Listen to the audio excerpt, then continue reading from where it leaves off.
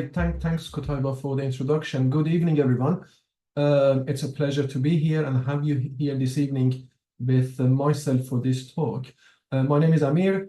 I'm a lecturer and a researcher, and in the last 10 years, I have been working within the charity sector, mainly with refugees from all backgrounds of life in supporting them to access education or employment.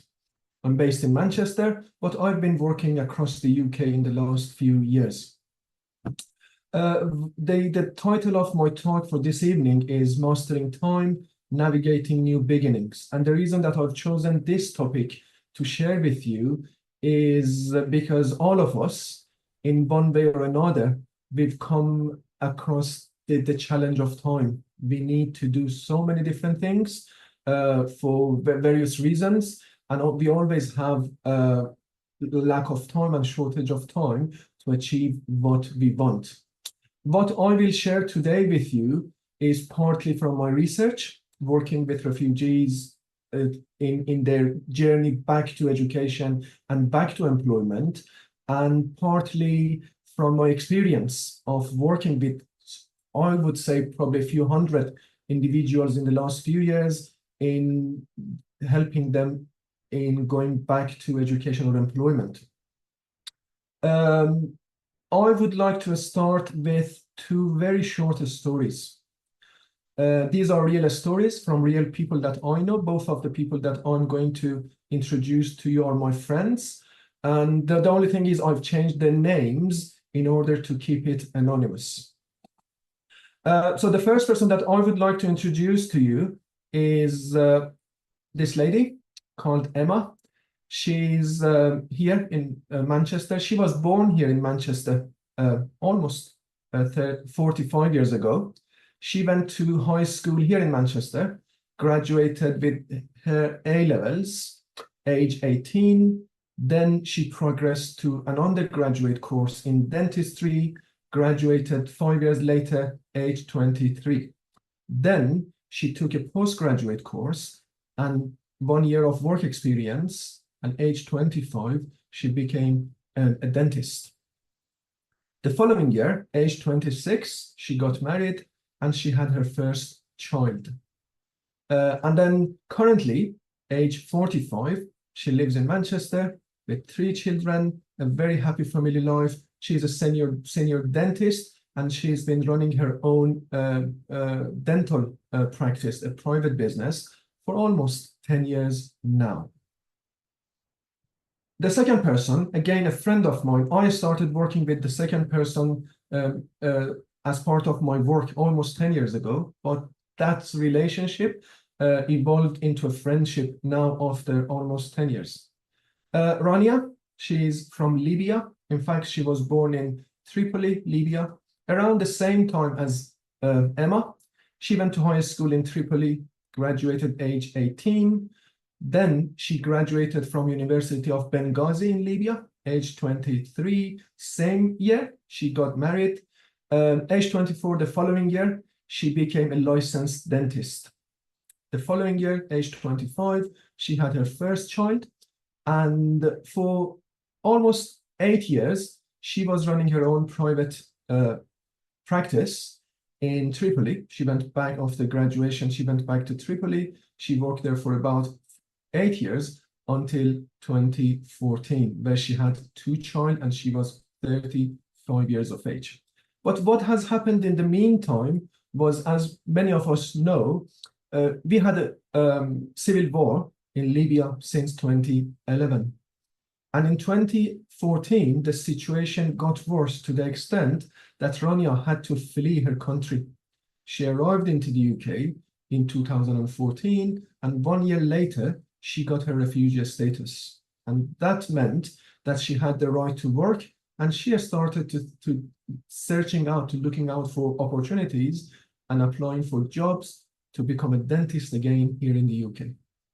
And that was the time, similar to many of you here probably, that was the time that she started to face that challenge of time, okay? And what was the challenge? The challenge was, it was as if she's gone back in time. So although she was a very experienced dentist with 10 years of experience, with university degree, with her own practice, but for her, starting looking for jobs here in the UK, it felt as if she was back to where she was in the university, or even beyond that, she went back to high school. The reason was she's now 36 years of age with 2 children in a school, and her English wasn't that good enough. It wasn't good to become a dentist for sure. So her English in 2015 was ESOL entry 3. She was on universal credit, had a part-time job, and she doesn't know what to do and where to go and the steps that she needs to take in order to become a licensed dentist here in the UK again. So her work experience was good for nothing. Her qualification was not fully recognized here in this country. Her language was not good enough to apply for jobs to become a dentist. And she didn't know, she didn't have any contact, any professional contact to ask and have advice about how to return to her profession as a dentist. And this is a very common story for many people coming to this country as refugees, which I'm going to explain more in my later slides. But at the same time, Emma, she was in 2015-16, she was same age as Rania, 36 years of age, very experienced dentist, similar to Rania, but without those issues. She had her family, a very good kind of job, having income, financially independent. So that's the feeling of, and that's the feeling, and that's the experience that Rania was experiencing at that moment, which I would like to call it going back in time. And by going back in time, I mean feeling like you have returned to an earlier part of your life that you thought was finished. It's like your life progress has been rewound and you need to repeat things you have already done before. For refugees, this often means having to start your career from the beginning, even if you were skilled in your home country, needing to study again for qualifications you already have, learning basic things about a new culture that locals learn as a child, feeling like a beginner in many areas of life, despite your age and experience. For Rania, thinking back, she had to start over her life, learning new language, culture, making friends, connections, redoing many things, including requalification, taking some courses in university, having work experience again, regardless of 10 years of experience that she had in her country, finding information, even very small things like having a driving license. She had a driving license when she came here, but that was good for nothing. As we know, the driving system is different here in the UK than many other areas of the world. And then at the same time, she was as young as she was 10, 15 years ago. So she had more responsibilities, a part-time job, a family with 2 children going to school, so many commitments, thinking about the family back home, siblings, parents, and so on and so forth. And that was the main issue and the main realization that everything is going to take time for the next few years. So starting over takes time, redoing things takes time, and managing all those responsibilities take time. And that's when the feelings of frustration can kick in. And she started, like many other people, she started to be frustrated and thinking about, oh, I'm not going to make it. So it has no sense and no purpose to try to find a job as a dentist. I would like you, with that, before I move forward, I would like you to pause and think for a few seconds, probably for 10, 15 seconds, about your life journey. You may have come to this country in the last 6 months, a year or 2 or 3 or 5, but I'm sure you have had those feelings of going back in time in your personal journey. So I would like you to take some time, maybe 10, 15 seconds, to think about your life journey, and if you've had any feelings of or experience of going back in time or not. Just think about it for a few seconds.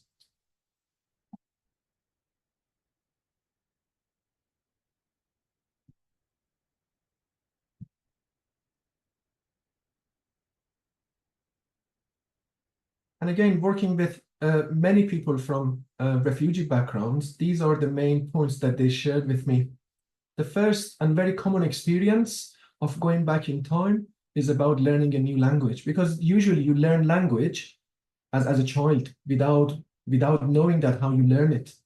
But now, being in a new country, being in a new country with a new language, you need to start learning something from very scratch, or you have already some kind of intermediate or elementary level of English. But after all, you need to learn it. And it takes time. Language learning is something that you cannot do over a night or a month or 6 months. It's a continuous process which may take years and years and years. The second very common experience that people have shared with me is about the process of having qualifications again or having work experience again. And it could be very lengthy and complex, because if you need to go for a college course, it takes a year. There is no other way of doing that in 3 months. Or a university course, undergraduate, it takes 3 years. A postgraduate course takes at least 1 year. And there is no other way of doing that in shorter period of time. The third one is about, there are so many new paperworks, appointments, processes that you need to have at the same time for your legal status, for your housing, for your healthcare, for job centers, and so on and so forth. And all of them, they take time. Learning new social norms, in the case of Rania, learning how to drive, and many other kind of ordinary things, like how to buy something, a bus ticket, or how to manage a train ticket, and so on and so forth. And finally, building new friendships, because it's very difficult to make progress in your professional life without having a professional network. And making those networks, friendship doesn't happen overnight. That requires time. So all of these together, they kind of put pressure on your already limited time. And unfortunately, everyone, regardless of who you are, you have only 24 hours in your day. And that's the problem. You need to do so many time-taking things, but you only have 24 hours.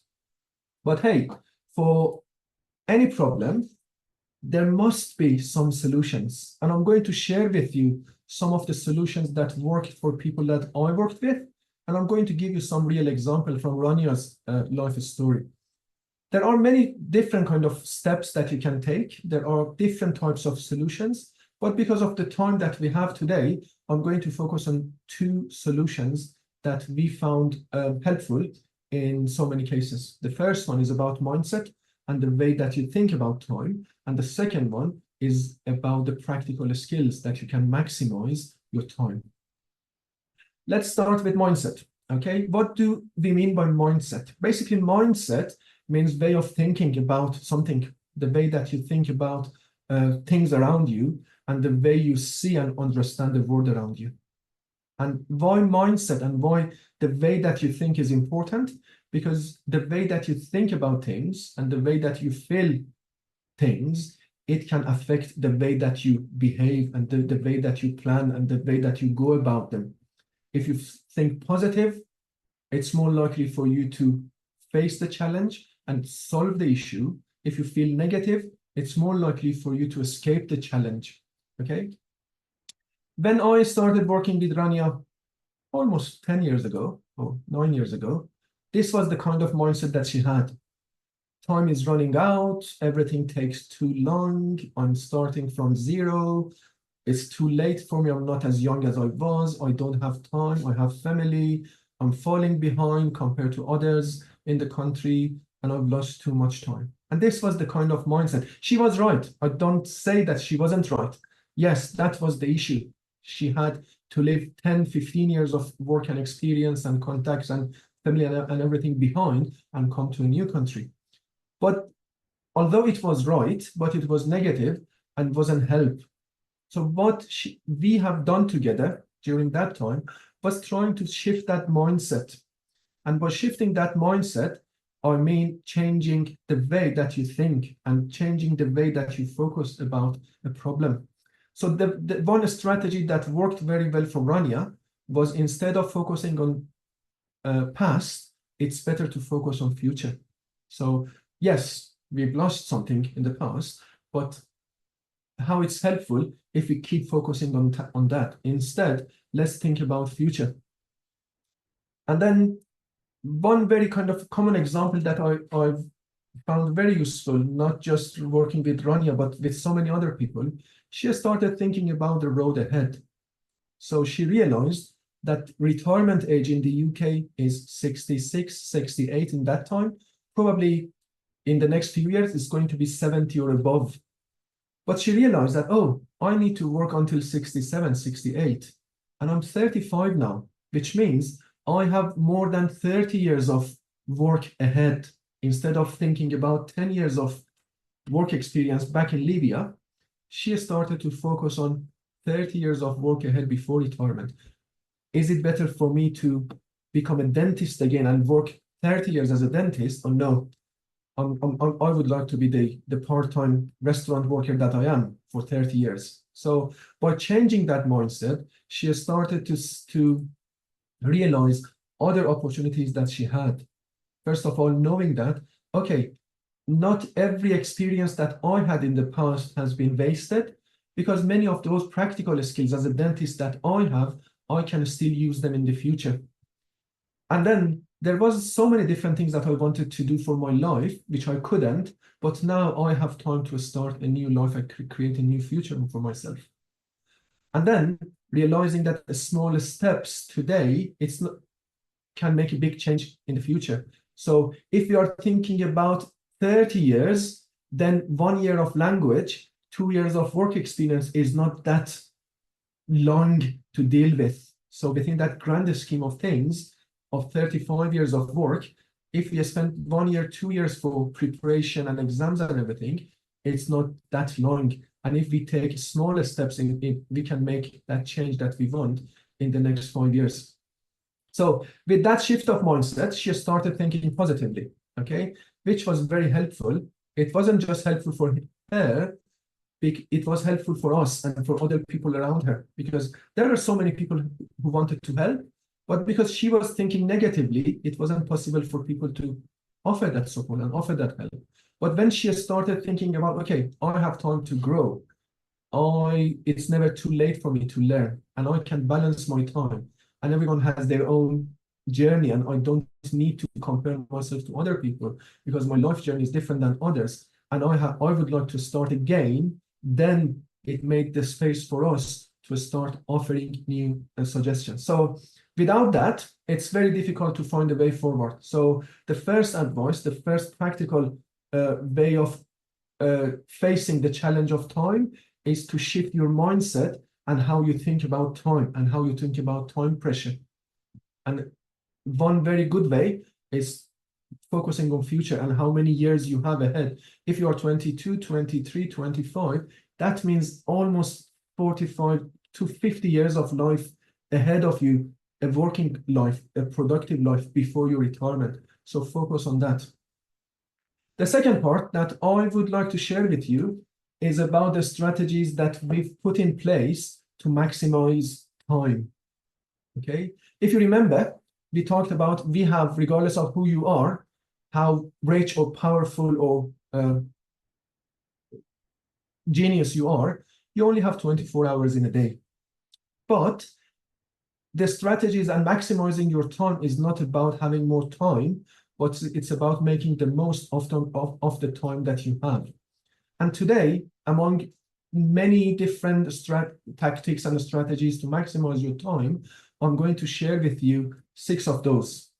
And I'm going to explain all of these one by one in my next slides in terms of modular thinking, in terms of increasing time breadth, in terms of flexible planning, skill sketch stacking, time multipliers, and quality over quantity. Don't be a kind of afraid of those names, I'm going to explain them in simple language so that you can see how practical and doable they are.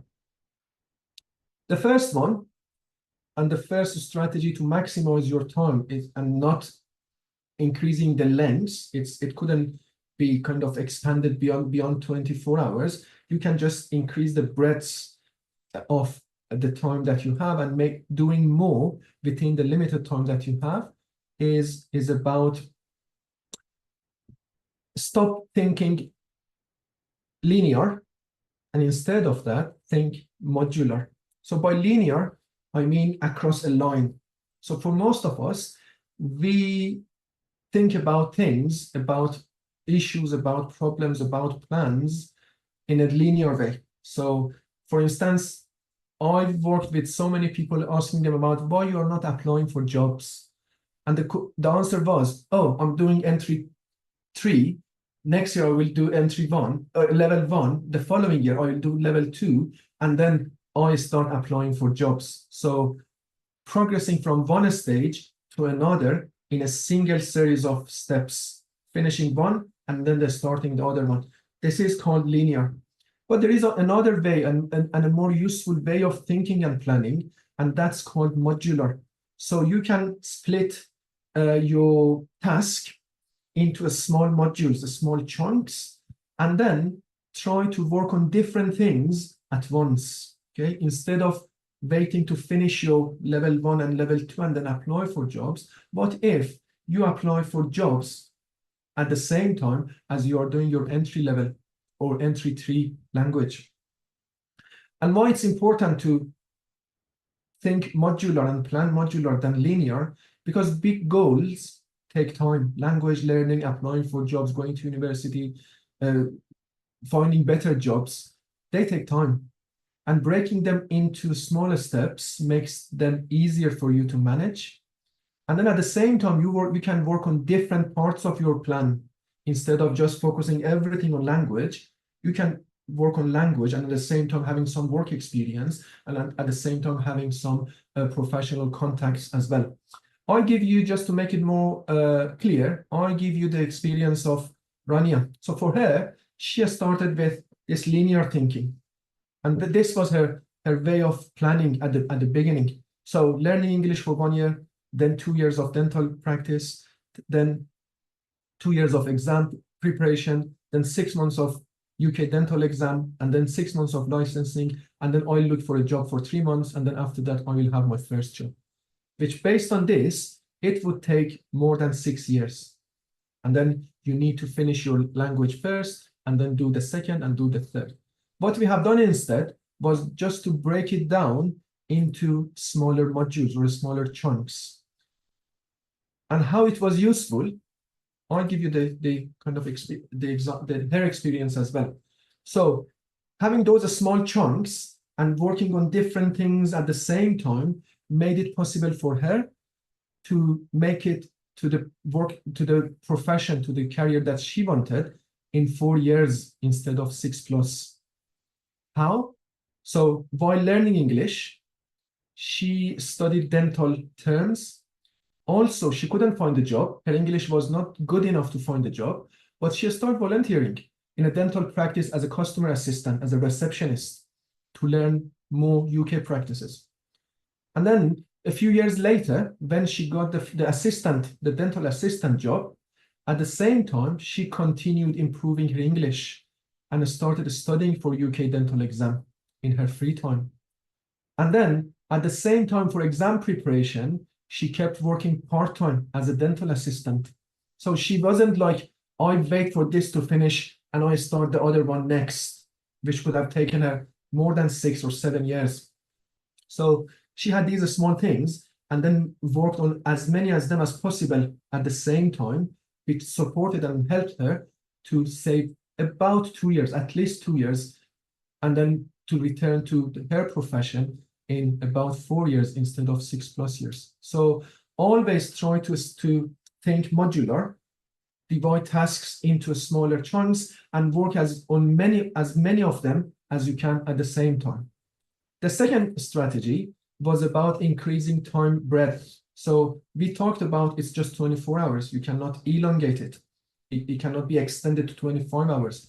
But what you can do is to increase the time breadth. And by that, we mean doing more with your time. Just think about your time as a basket, okay? You can put one big thing in the basket and fill it, or you can put many small things in your basket. And by increasing time breadth, I mean, you can have many useful things at once in your time basket and using one activity to do several things at the same time. Again, to clarify, I'll give you an example of how you can increase the breadth of your time. So for Rania, how she did increase the time breadth, it was about during commute, when she was on the bus commuting to the workplace, she was listening to English podcasts. Easier thing was to listen to Arabic podcast or listening to Libyan news or Arabic music. But she increased the breadth of the time, but listening to English podcasts. And it wasn't just a random English podcast. The podcast was about the UK dental terms, okay? And then at the same time, she used her mobile phone and flashcards to learn more about the dental practice terms and preparing for that exam. Something else that I remember, which is not in this, even during the same time, she used the app for theory tests for driving to improve her chance of passing the driving test. While doing household chores, washing dishes, washing clothes, cleaning house, she was watching UK dental practice videos on YouTube. During lunch breaks, instead of sitting alone or sitting with Arabic-speaking colleagues, she sat and ate with British colleagues, practicing her English and asking them questions about the UK dental practice. Or exercising, going for walks, she was listening to exam preparation audiobooks and practiced English by thinking about his day in English, just a very good practice instead of thinking in Arabic, trying to consciously think in English. And in the evening, helping children with the homeworks. At the same time, she was improving her own and practicing her own English as well. And you see, by these practices, she could increase the amount of the breadth of time that she had and doing different activities, all of them supporting her with different types of skills. The third one the third strategy that you can maximize your time is by flexible planning. Planning is very good. And during this session, we've talked about you need to have a plan and you need to know your steps and you need to break it down into chunks. But at the same time, you never know what is going to happen in your life tomorrow or next week or next month. So plans are good, but be ready and be flexible to change, to avoid frustration. Giving you an example, so for Rania, the original plan was, if you remember from the planning, the original plan was for her to study English for 1 year and then applying for jobs. But after 6 months, she had an assessment and the college, they realized that she's improved her English faster than was expected. So instead of moving from entry 2 to level 1, she managed to move to level 2, which was good enough to start applying for jobs. So it was a good progress, and she adjusted her plan and changed her plan. So she took the job, but continued learning English in the evenings. So in the morning, instead of going to college, she started going to work part-time, but at the same time, she found another course in a community center in the evening, and then she continued learning English through that course. It wasn't always positive. There were kind of negative happenings that she needed to adjust to. So in the beginning, the plan was for her to study for dental exam for 2 years while working part-time. But later, at some point during the journey, she needed more money, basically. She needed to pay for bills, children costs, and also sending some money back home for siblings and parents because of the financial issue back in their country. So she had to apply for a full-time job, and she got the full-time job, which meant she had less time for exam preparation, which was okay. So she didn't abandon exam preparation. She took the full-time job, adjusted her study plan, and it took longer. Instead of 6 months, she spent 8 months or a year for the exam preparation. And instead of going to college, she found some online resources, which made it possible for her to learn at her own pace. So you will have positive and negative happenings along the way. How you can manage time is by being flexible and choosing the best option. The next one was about skills stacking. And by stacking means piling up things or assembling things over each other without them falling down. And when we talk about the skills stacking, we mean learning skills that work very well together or building many useful skills at once, which helps you to maximize your time. Again, examples. So if you remember, she took a dental assistant course, but the course was not good only for becoming a dental assistant, but at the same time, she learned UK dental procedure. She improved her medical English. Also, because the course was online, she gained computer skills as well. If you remember in the beginning, she started working as a volunteer, as a customer service volunteer at the dental practice, which was good for practicing her speaking because she had to work with customers, answer phones, and so on. Also, she learned the UK healthcare system and improved her communication skills, not just verbal communication, but as part of that job, she had to send emails, letters, and so on. So she learned how to write emails and letters in a formal way. And also some evenings in the community center that she was going for English courses, she helped the community center as a volunteer interpreter, which again was very good in terms of practicing English, learning about different cultures because people coming from different cultures and backgrounds. Also, it was very good in terms of being able to experience medical terms in simple language, which later she used in her practice as a dentist. By learning these connected skills, she made herself more valuable as a dental professional, opened up more job opportunities, prepared herself to potentially open her own dental practice in the future. And the main point was look for skills that connect to each other. When you learn one thing, think about how it can help you learn other useful things too. In doing so, you will maximize your time. The next one, I think we have this. Oh, we have one more probably, but this is the one before the end. The next strategy is using time multipliers. And what do we mean by time multipliers? Just think about time multiplier as planting a seed. You plant one seed, but in few months, in few years, you have plenty of thousands or hundreds of fruit out of that, okay?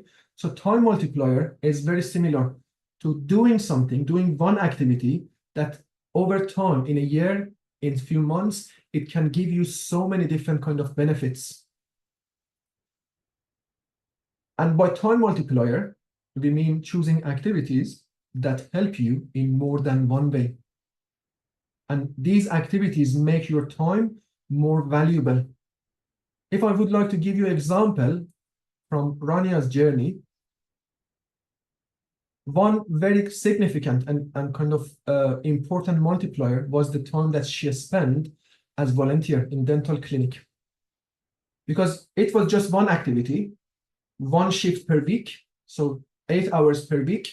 But during that 8 hours, it wasn't just about one fruit. It wasn't just one outcome. She practiced dental skills. She improved English. She learned healthcare system. She built professional network and gained UK work experience. So by one activity, 5 outcomes. 8 hours, 5 outcomes.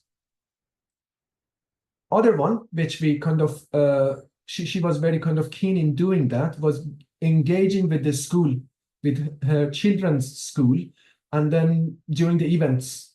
And it was just like 2 hours every month. I think I've written at his children, but it should be at her children. It was 2 hours per month doing volunteer work, helping with the events in the school. But during that 2 hours a month, practiced English, learned culture, and met other local parents who can support her with sharing job information. And then joining a study group. If you remember in the beginning, one of the things that she's done, she joined a study group to increase the breadth of her time, which was good as a time multiplier as well, because it was like 2 hours per week. But that 2 hours prepared for dental exam, shared experience and advice about the UK system, practice explaining dental terms in English, also built a network. So 4 outcomes out of 1 activity, 2 hours. So, and that's how you can multiply your time, by smartly and wisely choosing activities that can bring you different benefits. And then the last one is, the last strategy to maximize your time is to prefer and put quality over quantity. So I worked with many people and they are always busy. So these young people coming to this country during the first few years, they are busy from this volunteer job to that volunteer job, from this college to that college. They do different courses all over the place, and they never have time and they never have focus, and they don't achieve what they want. And they always complain about, oh, I'm busy, I'm doing this, I'm doing that, but I don't get what I want. That's probably the best way of using your time, is not by doing more. It's about doing things better as you can. So focusing on doing things well, not just doing more. It's not about how many hours of learning. It's about how many hours of learning with focus.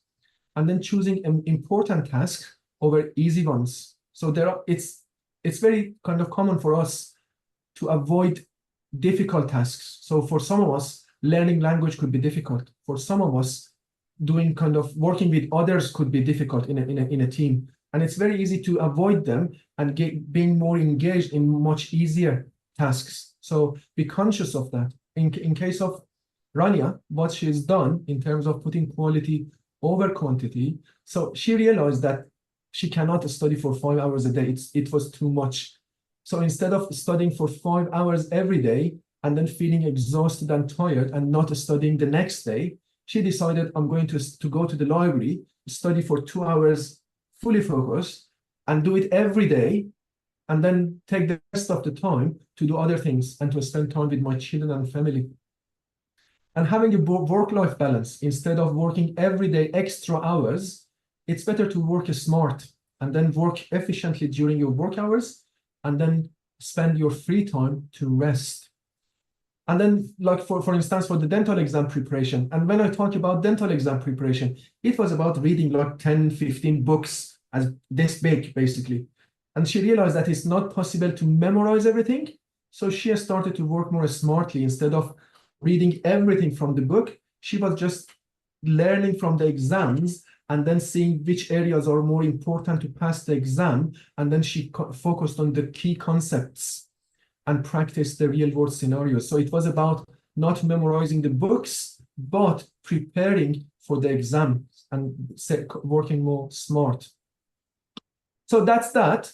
What I would like you to take away from today, it's about change the mindset and the way that you think about time. Break your big goals and tasks into smaller steps and work with different chunks, with different modules at the same time. Don't wait for one to finish and then start the other. Work on as many as you can at the same time, at once. Be ready to change your plans, learn skills that work together, and do activities that can bring you different benefits at the same time, okay? And then finally, focus on doing well, not just doing more. And in doing so, I would like you to remember, again, from Rania's story, if you remember, your past skills are valuable. You are going to use many of those skills in your future endeavor. Small actions, consistency is important.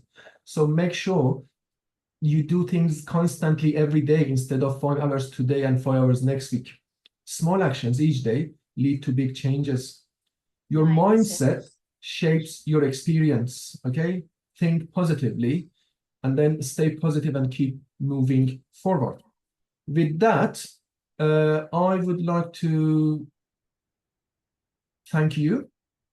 This is my contact detail. If I can help you with anything beyond this, You can find me on LinkedIn. Also, you can email me using my email address.